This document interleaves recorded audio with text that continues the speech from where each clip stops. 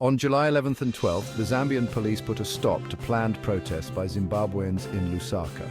These protests were aimed at opposing President Emerson Mnangagwa's upcoming chairmanship of the Southern African Development Community, or SADC. The move by the Zambian authorities wasn't just about maintaining order. It's reported that they were under pressure from Zimbabwe's ruling party, Zanu PF. Now, why were Zimbabweans protesting in Zambia in the first place? The core of it lies in the socio-economic and political crisis back in Zimbabwe.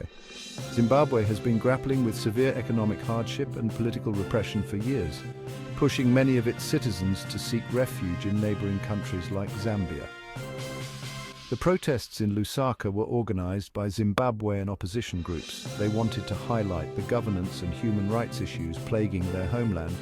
But Zambia, citing concerns about public order and security, decided to deploy security forces and shut down these protests.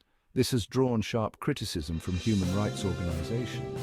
They argue that Zambia is stifling freedom of expression and assembly. The relationship between Zambia and Zimbabwe is complex. The recent crackdown in Zambia reflects the delicate balance the country faces.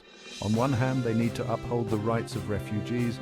On the other, they must address the concerns of their own citizens, who feel the strain of the influx of Zimbabwean refugees. Critics argue that Zambia is increasingly using security concerns as a pretext to silence opposition voices and restrict civic space. Human Rights Watch has urged SADC to address these governance and human rights issues at their summit in August. Addressing the root causes of the protests means looking at the ongoing crisis in Zimbabwe. A sustainable solution requires dialogue between the Zambian government, Zimbabwean opposition groups, and civil society organizations. They need to find peaceful and constructive ways to address grievances.